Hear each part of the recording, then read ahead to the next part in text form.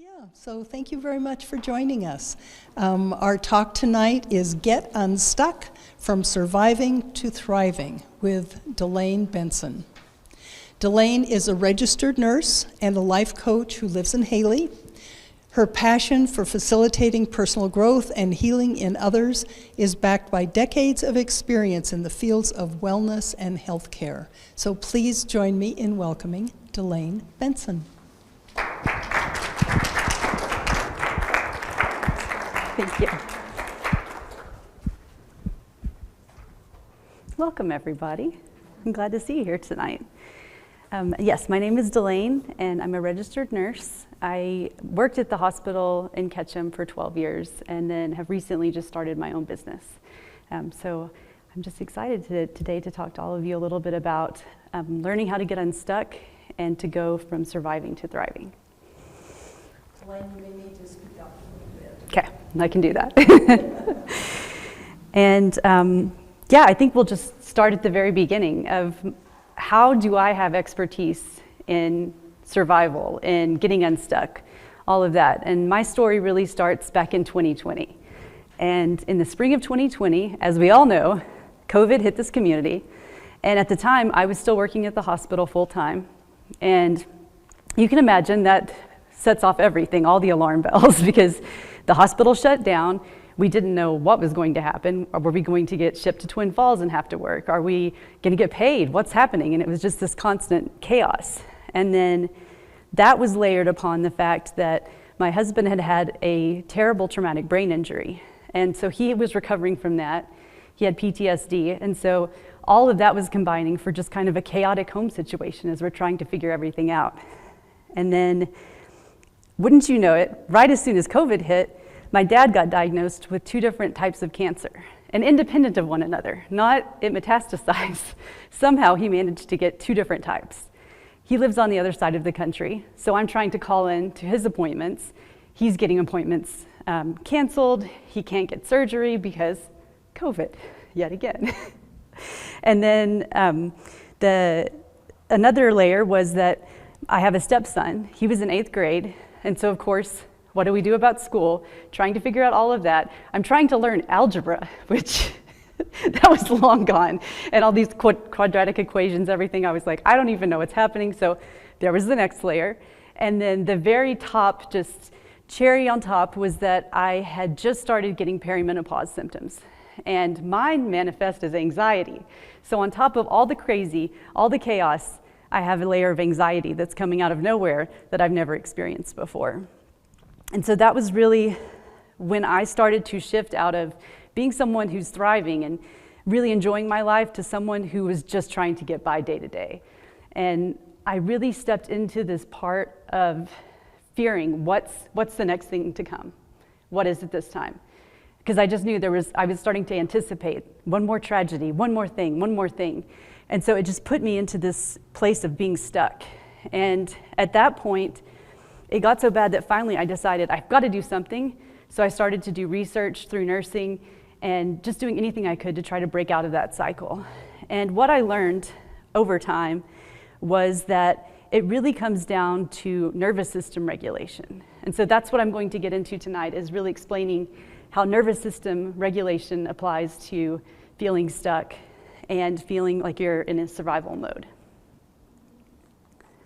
So tonight's objectives are that we're going to talk about the role it plays in feeling stuck, the benefits of a well-regulated nervous system, tools and strategies to track and calm your nervous system. We'll cover the basic pillars of health, which I believe also tie into contributing to a feeling of stuck. And then we'll do calming and an empowering mindfulness exercise.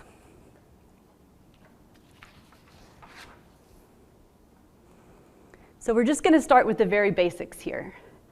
Your nervous system consists of your brain, your spinal cord, and your nerves. And the part of the nervous system that really applies to this concept is the autonomic nervous system. And so the first part of this system is the sympathetic nervous system. And it's the part that prepares you to deal with perceived threats or stressors. So when you hear people talk about the sympathetic nervous system, you usually hear someone say fight or flight. because that's the usual ways that this shows up. And I do want to make a note here that I said perceived threats.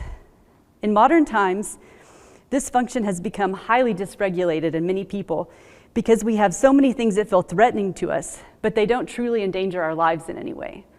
And so I'm living a perfect example of this right now. Public speaking. Public speaking does not feel safe. Now, am I in any real danger? Is my life in danger? No, of course it's not. But do I have that activation of the sympathetic nervous system that's telling me things are unsafe right now? Yes. And so that's kind of a distinction that you start to make as you go through this. And I will cover a little bit more of that as well.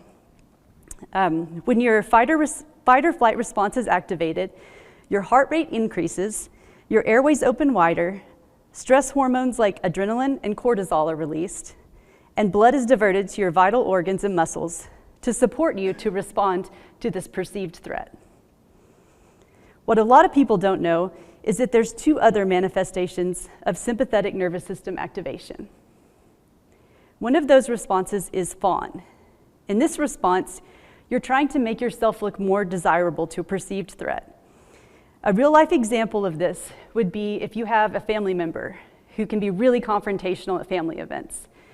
Well, if they walk into the family event and you run over and give them a drink or food, or just really make a big deal that you're so excited that they're here, but it's all in an effort to avoid confrontation, to appease them, that's a fawn response. And you also see this in dogs as well.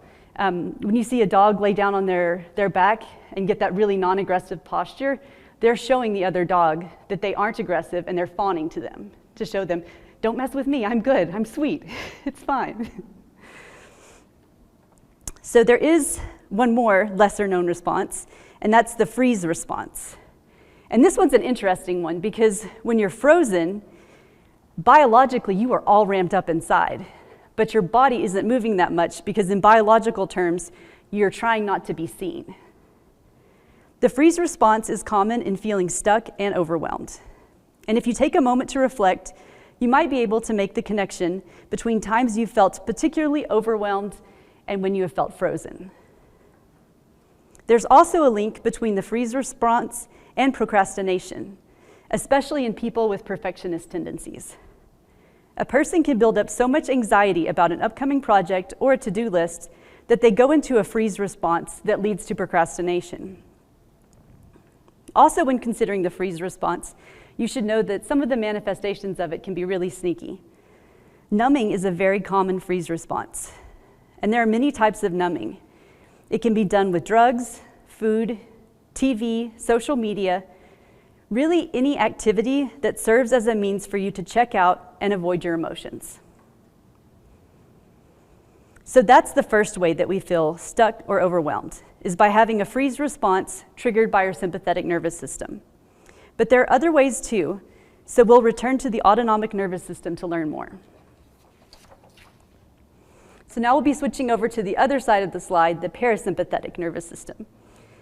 It's the counterbalance to the sympathetic nervous system. It's also referred to as the rest and digest nervous system response. When the parasympathetic response is activated, the heart rate slows, blood flow supports digestion, and the body shifts into a relaxation and recovery state. In a healthy body, the sympathetic and parasympathetic branches work harmoniously and respond appropriately to life stressors. However, in working with many of my clients, I noticed that it's all too common that many people are spending too much time in their sympathetic response. This leads to a second way that you can feel stuck: prolonged activation of the sympathetic nervous system. So let's break this down a little bit.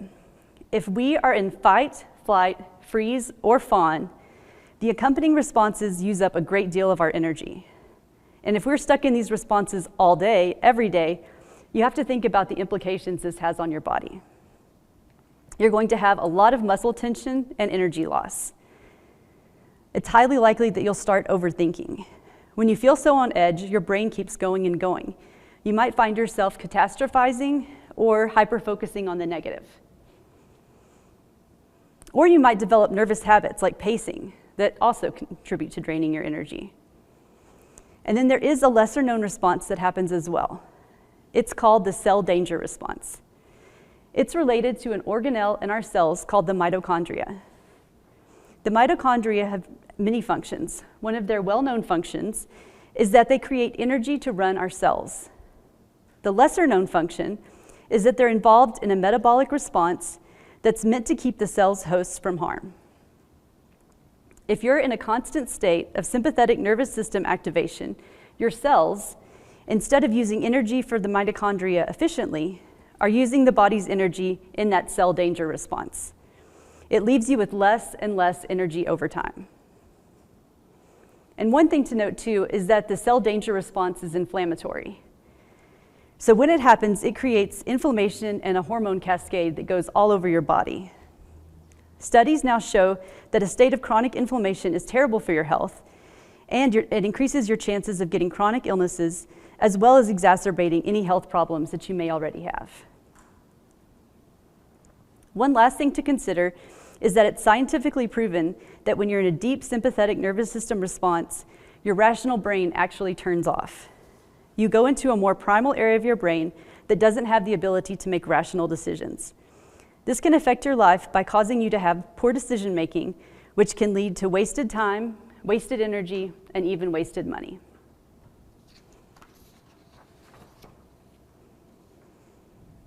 So how does chronic overstimulation of the sympathetic nervous system specifically tie into feeling stuck in your life? Over time, if you've endured many challenges and traumas and no longer feel safe in life, then you'll get that feeling of unsafety that isn't necessarily rational. Universally, we can find many things in our life that make us feel unsafe.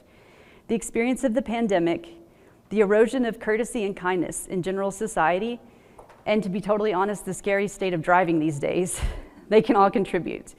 And never mind anything that you're actually going through personally. Additionally, many of my clients who feel stuck often fall into one or more of the following categories: perfectionists, overachievers, and people pleasers. These groups can start to feel stuck or directionless because they're spending too much time in sympathetic nervous system activation, either by trying to maintain a standard that isn't realistic, or by trying to make everyone in their life happy, which, as we know, is completely impossible. So now you understand the two major pathways to feeling stuck. If you're caught in a temporary feeling of being stuck and overwhelmed, you're likely just feeling a little bit of safety and threatened, leading to the activation of your sympathetic nervous system. But if you feel stuck and overwhelmed for an extended period of time, it's likely that you have a chronically overactive sympathetic nervous system response, and your body no longer has an appropriate balance of the sympathetic and parasympathetic nervous systems. So what do you do if you feel stuck or overwhelmed? First, you need to regulate your nervous system. This involves monitoring yourself regularly so that you're able to determine if you're in an activated state or a restful state. Back in 2020, there was no question for me. I never felt safe. I was in a state of hypervigilance, always prepared for the next challenge or family tragedy. So I set an alarm on my phone to go off once an hour, every hour. When it went off, I had to stop what I was doing and start immediately performing a calming exercise. Over time, I was able to decrease the alarm from 5 times a day to 3 times a day, and then eventually I developed enough of a sense of awareness within me that I didn't need an alarm. I could just regularly feel, oh, I'm starting to procrastinate. Oh, I'm starting to get activated. And then I would do the calming exercise. Not everyone needs to be this extreme on learning to regulate your nervous system. If you feel caught in a cycle of chaos in your life, yes, an hourly alarm could be very helpful to you. However, if you're bothered by occasional feelings of being stuck or overwhelmed, you can set an alarm once or twice a day as a reminder, or at the end of each day, review your day. And just think about times where maybe you were in a little bit more of an activated state and you could have calmed yourself. That will help you build awareness over time. To keep up your motivation for this work, keep reminding yourself of all the benefits of a well-regulated nervous system. Your brain works more efficiently, you make better decisions, and you have more energy. So for the next part of the presentation, we'll be doing some of these calming exercises together. One thing that you can do is practice belly breathing, which involves moving your diaphragm, the muscle underneath your lungs that helps them expand and contract. Moving your diaphragm with your breath activates the vagus nerve, which in turn activates the restful state of your nervous system. So let's do some belly breathing together now. You place one hand on your chest and one hand on your belly, and then just start to inhale, breathing in through your nose. Nice and slow. And the goal is to try to bring your breath all the way down into your belly and even feel your belly expand a little bit. You'll be exhaling slowly through the mouth and try to keep the exhale longer than the inhale.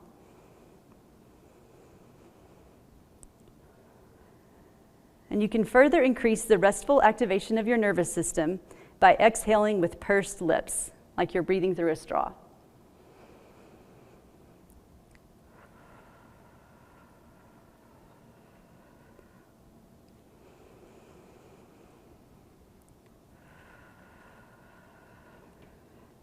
So keep breathing this way for a few more moments. And I will tell you that over time, you'll be able to feel your belly expand as you inhale. Most people feel this breath is easiest to learn while lying down. Once you get home, you might try practicing it this way until you get the hang of it. We'll do a few final breaths together.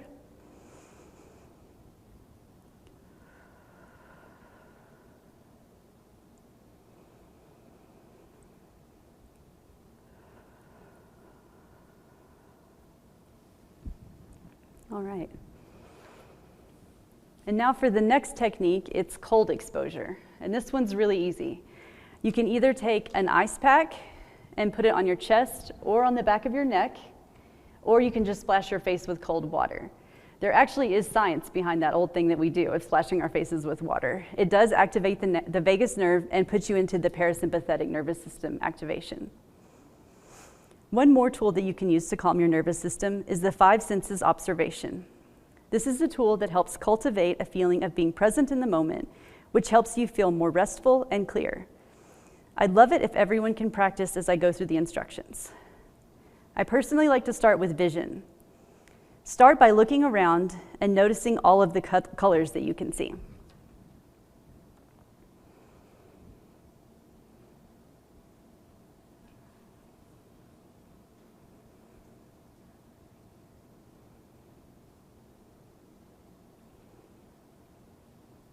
And then I close my eyes for the rest of the activity.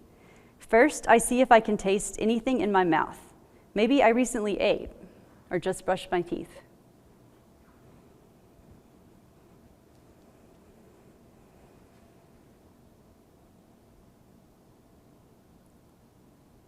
Next, focus on smell. Can you smell anything in this moment?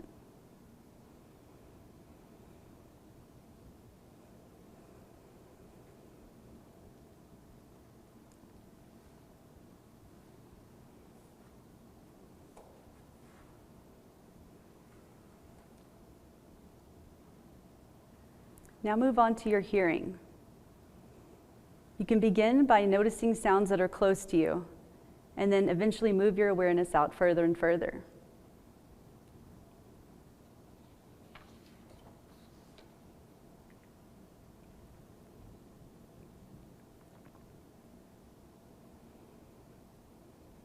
And the last step is touch. I begin by slowly rubbing up and down my arms. And I might even massage my arms and shoulders a little. You can rub your hands together.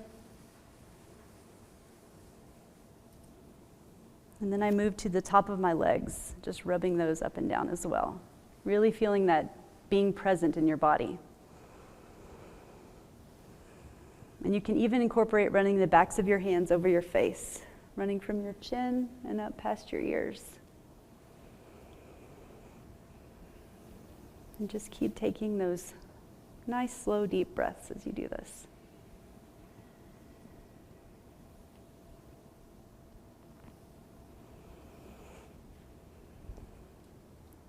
Oh, we're seeing some yawns. It's working. All right. And you guys can open your eyes back up now. And so those are some of my favorite and some of the easiest tools to calm your nervous system. Other examples can be creating a mindfulness practice, a gratitude ritual, or progressive muscle relaxation, where you start at either the head or at your toes and just practice relaxing muscles all the way up or down your body. Nervous system regulation can play a large part in feeling stuck, but there are other things to consider when trying to move on from that feeling. So another thing I like to cover with this is the 3 basic pillars of health. The first is daily movement of your body. When you think about stuck, stuck means not moving. The energy in your body is stagnant, so you'll need something to get it going again. And it doesn't have to be something big. You can start small, like a daily short walk around your neighborhood. Another pillar is nutrition. You must eat well. The easiest rules I have found to remember are that you need to try to avoid eating a lot of processed foods and to eat the rainbow, which means eating a variety of different colored foods each day to ensure that you're getting a diversity of nutrients. The final aspect is sleep. It's imperative that sleep is a priority to you, especially if you have issues with nervous system regulation. Many people complain of feeling a hamster wheel in their brain at night before they go to bed.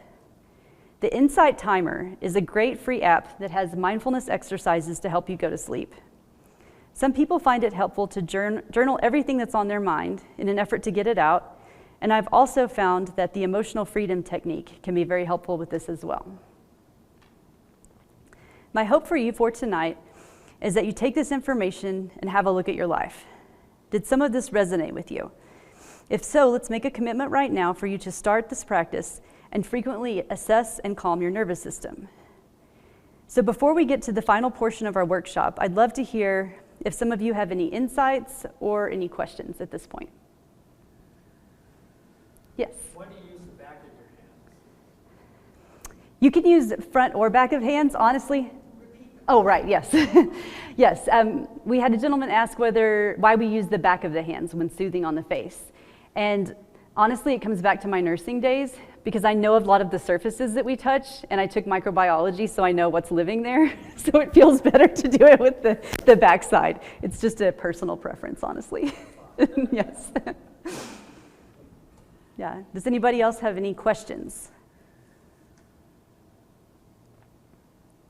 And what about any insights? Is there something that you learned today that you want to incorporate into your daily life at home or that you thought was interesting? You made a noise. You wanna Excuse me, the sleep thing with the hamster wheel. Okay. Big time. Yeah. So we had someone mention that when they try to go to sleep, they have the hamster wheel going. Yeah, that's part of it. Is there any other suggestions for calming that quicker? Yeah. So as I said in the presentation, the Insight Timer is really an incredible app that has like little mindfulness exercises. And I don't want anybody to be intimidated because lots of times when you hear mindfulness or meditation, you think of having to sit silently and be still that whole time. And that's really not what you have to do. And that's one thing that I've really tried to help people understand is that guided imagery is the way to go. If you're not familiar with meditation or you don't like it, it really just talks the entire time. So they're giving your brain something to do, but you're also creating that sense of still within you. And then one other thing is that emotional freedom technique. Another name for it is tapping. And I can explain that technique a little more. So what it is taking Chinese acupuncture points that are located on your face and on your chest, and you're tapping on those routinely and going through a series of points. And while you're doing it, a great way to do it with the hamster wheel when you're going to sleep is you're literally talking through what you're experiencing. So I'll just kind of give you a little demonstration of it. So you always start with this point on your hand, and one thing you could say is, even though I can't possibly go to sleep tonight, I accept myself. And so you start there, and then you go to a point on your face. I can't get this to-do list out of my head. I have so many things to do. And then you move on to another point. I can't believe that I still haven't gotten that stuff out of the backyard, and here comes the snow. I can't believe that I forgot to call Rebecca back today. I promised her I would, and now it's too late. And also, I forgot to take out the garbage, and they're coming tomorrow. I'm so frustrated with myself. I'm so tired of not getting ahead on my to-do list. And I'm still thinking about that relationship at work. What can I do to try to make that better? There's just so many things going through. And so what you do with those points is first you get to talk about all the negative stuff, which is lovely because you get to get it all out. It's essentially venting. But you're tricking yourself because while you're venting, you're actually calming your nervous system at the same time. And so you kind of get through this way of, instead of the things that agitate you making you more agitated and building, it's really starting to tone you down. And so you just keep going through those points and talking, and then eventually you'll get to a point where you realize you don't feel so bad anymore. And then at that point, you change to positive. And so it can be as simple as, I plan on getting a great sleep tonight. This is gonna feel so good. I love the warmth of my bed. And just really focusing more on that. And then I did touch on one other thing that some people have found helpful is really taking a moment to, almost like we did with that 5 senses experience, to really feel your senses in your bed, but really take it in and almost talk yourself up of it's so warm and cozy in here. I can feel myself sinking into the bed. And just doing all these things to help you really be present in the moment, and it does help to turn off some of that hamster wheel. Yeah. Anybody else? Yes. Well, I have a question. Why does taking the breath in through the nose and out through the mouth with the lips pursed, why does that work? Why does that matter? Yeah, so, and did they hear that one? No. Okay, yeah, so the question was that why does breathing in through the nose and then out through the mouth with pursed lips, why does that help? Why does that matter? And so the big thing that we're doing here is it's once again putting pressure on the vagus nerve. And when you do that, the pressure and the pressure that's put on it turns on the parasympathetic nervous system. Because essentially what your vagus nerve does is all day long, it is going to your organs and taking any sort of data to decide whether the situation is safe or not. And it's one of the few things that actually go back up to the brain, giving the brain information, because most of the things that we have in our nervous system are the brain giving information to our organs. But the vagus nerve actually runs the other way. And the cold therapy, any type of pressure inside of your chest, that all helps activate that vagus nerve.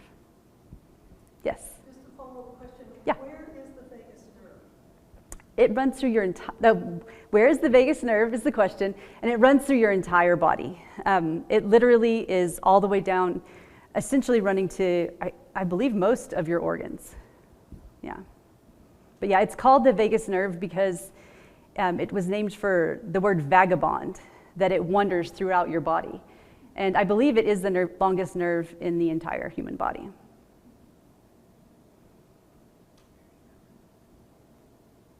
Any other questions, insights?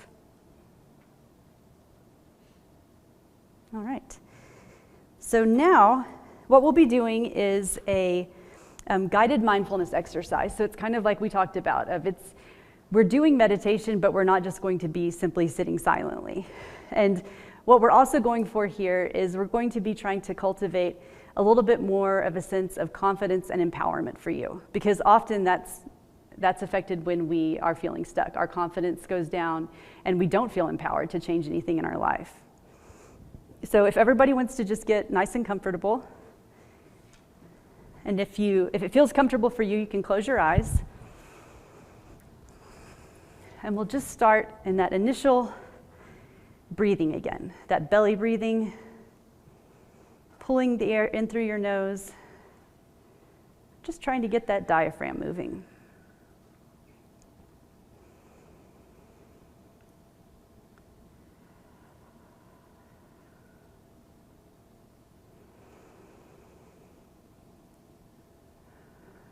Just feel yourself relaxing into your chair.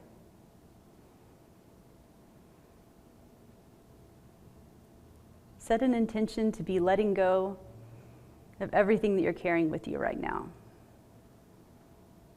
Any emotions, muscle tension.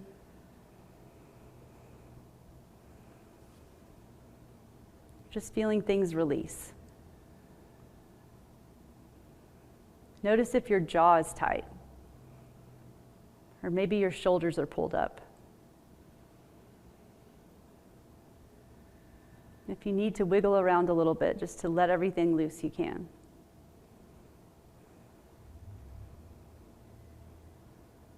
Feel how you're holding your arms and your legs.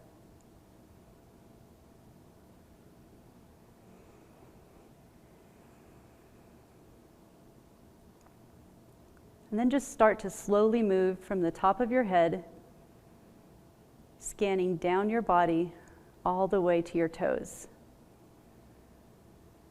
You're just feeling for more tension, pain. You're just taking note of anything you notice.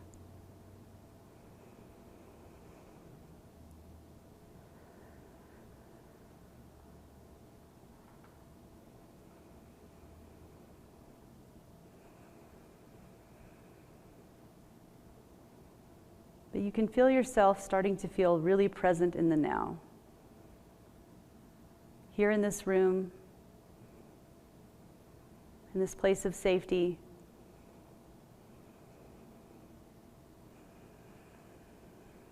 And you continue to relax deeper and deeper into your chair.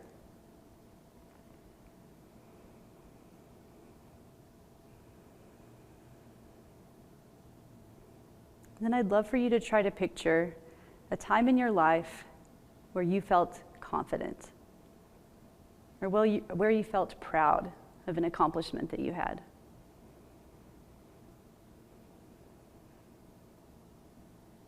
And I want you to try to revisit that moment.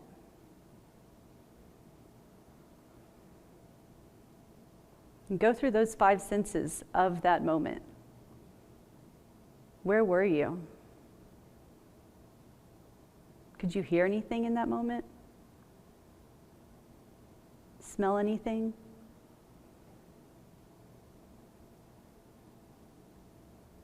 Taste anything?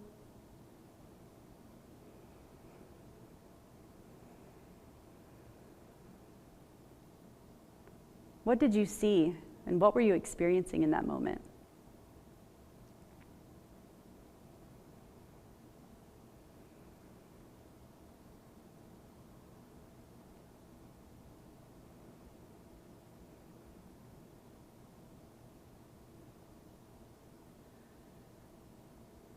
Were you touching anything or anyone?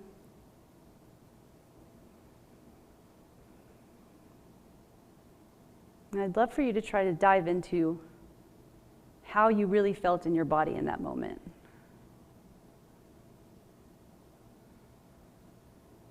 In that moment of confidence or pride, did you feel joy, excitement? What were you carrying with you in that moment?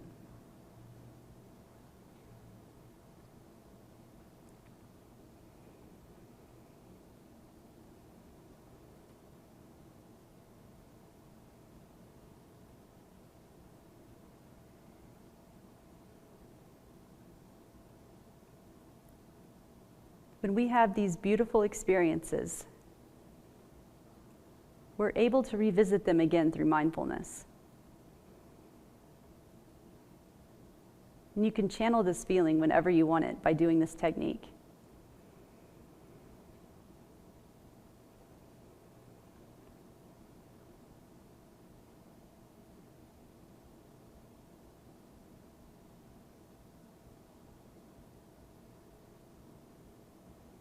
Was there anyone else who shared this moment with you? Picture their faces.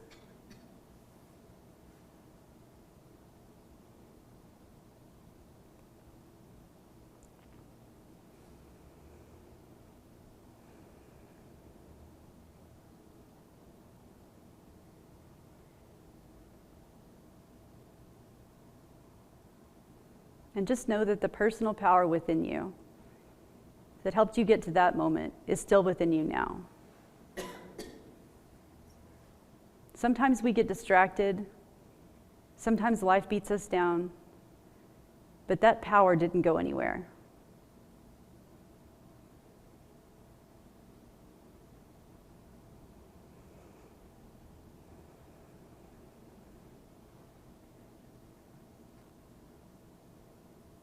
Picture the power from that moment coming into you, expanding.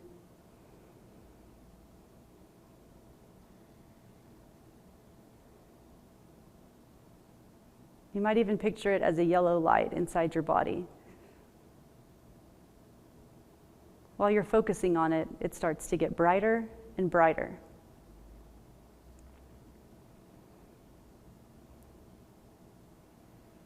We're all capable of so much more than we give ourselves credit for.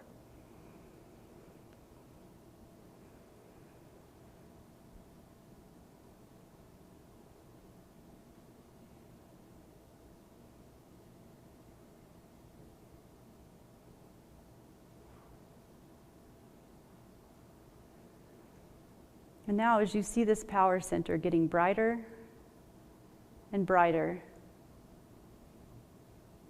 we're going to start to draw in some power that you've given away over time. This can be to another person, a job, any time that you spent time and energy and it didn't feel worthwhile to you. I'm giving you permission to call that energy back to you. You can picture it flowing back and coming right into that energy center within you.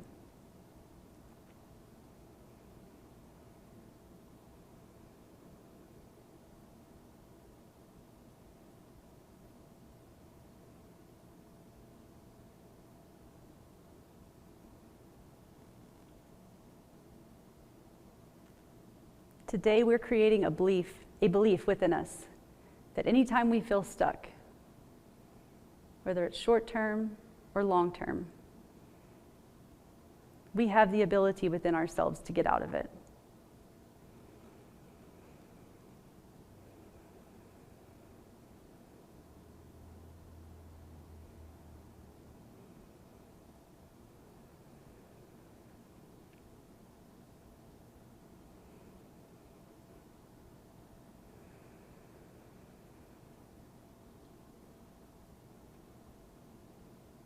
Now take a moment to appreciate yourself. Express gratitude to yourself for showing up tonight, for coming here to learn, for wanting to gain tools that can help you in your life.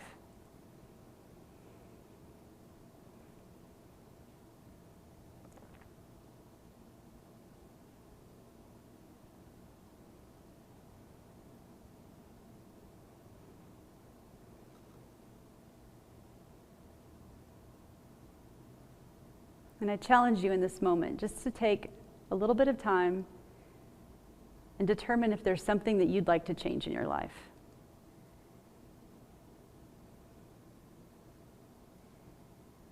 And explore what tiny little step you could take today to start you on that journey.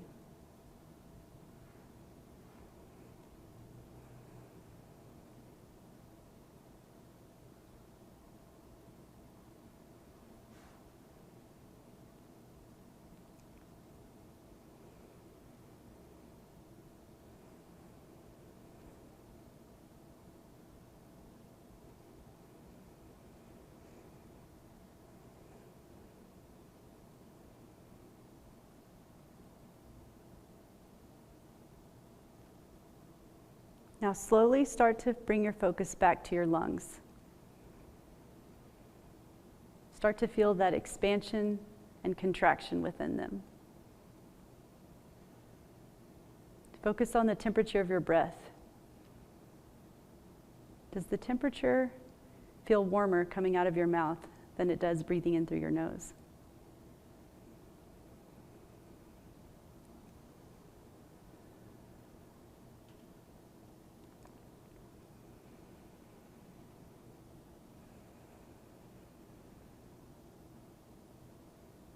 And when you feel ready, you can open your eyes.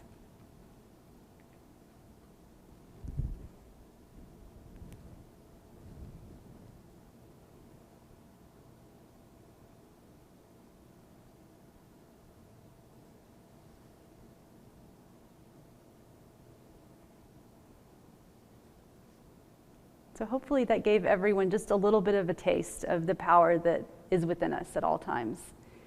And it's something that we lose sight of, and especially, like I said, when life gets hard, when life beats you down, it's very common to just not feel that power within you anymore. But I assure you it's still there. And the technique that we use to connect to an experience from our past that was meant to give you confidence, pride, that's called an anchor. And what some people do is they start their day off by, quote, setting their anchor. And so they take that moment to connect to this really positive, beautiful experience that they had in their life, to almost bring that emotion to inside them in that moment. And you can also do it if you're just having a bad day. You can do it before you go to bed. But I challenge you to start utilizing that more and more, because it can help you just totally change the mindset that you're in, change your emotions. And once again, you're seeing that you're so much more powerful than you think you are. So does anybody have any questions from that, or anything that's come up since you've had a little time to process the presentation?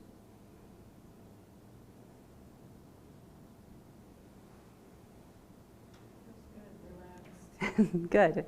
Yeah, hopefully everybody's nervous system has gone down a notch, so we're all in that clearer state.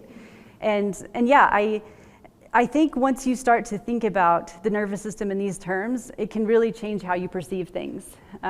For example, I'm a huge procrastinator, and like I said, procrastination is a freeze response. And once I started to realize that, it's so much more empowering, because I'd find myself sitting at my computer, and instead of doing the thing I should be doing, I'd get on social media, because of course, there's my way to numb. And so I'd start doing that, and then, an hour later be so upset with myself because I wasted an hour of time. But now I have the awareness that when I'm sitting at my computer, I have a task to do, and social media starts calling my name, I now have the awareness to go, oh, you know what? I'm in a freeze response right now. I'm trying to numb myself, and so I'm just gonna do a little guided imagery right now, calm myself down, and then that desire to go numb myself and do social media goes away. And then I can get focused again, get back to work. And like I said, the time efficiency plays a big role in this. And that's something I used to waste time constantly. And once I started practicing this and really took it seriously, I've noticed that my work days have cut down significantly, and just in every way, I'm so much more efficient than I used to be. Yes? Where does hoarding fit in this? Where does what? Hoarding. Hoarding? That would definitely fit into the, hoarding definitely fits into the nervous system regulation, because I believe it's a kind of a comfort, almost like numbing. And so you get into that mindset of essentially not feeling safe, that you start to keep all these things because that, for some reason, is the thing that makes you feel safe.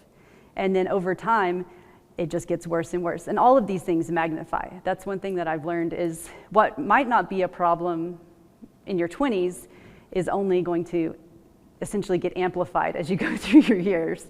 And like I discussed in the presentation, like the people pleasing. So just feeling like you have to make everyone in your life happy. That's something that in your 20s is probably looked upon as a good thing. Your family's gonna love you. You are just making everybody happy, and it's great. But by the time you're 40 and you have obligations in all these aspects of your life, it's no longer the greatest thing to be trying to still make everyone happy when you don't have the time to do that, the time or the capacity. And then, yeah, like the perfectionism, the same thing is you get a feeling of safety from doing things perfectly or overachieving. You get a sense of safety from checking all the boxes and being the overachiever and getting the things done, but it's not a lasting sense of safety that comes from those things. And so it's really about cultivating the safety within so that you don't feel pressured to have to do those things to bring the comfort. And so I feel like hoarding would tie into that too. It's feeling so safe in your body, in your house, in your existence, so that you don't have to do these other things to comfort you. Yeah. Any other questions? All right. Well, thanks for coming tonight. And I am going to put up my contact information. Just if you think of any questions in the coming days, sometimes, especially when you start really thinking about your safety, it takes a few days to really process, how do I cultivate a sense of safety in me? And to really start to be aware of it. Sometimes things come up. So feel free to just send me an email if you have any questions, and I'd be happy to answer. Yeah. Thank you so much, D'Layne. Please thank D'Layne with a round of applause. That was a great talk.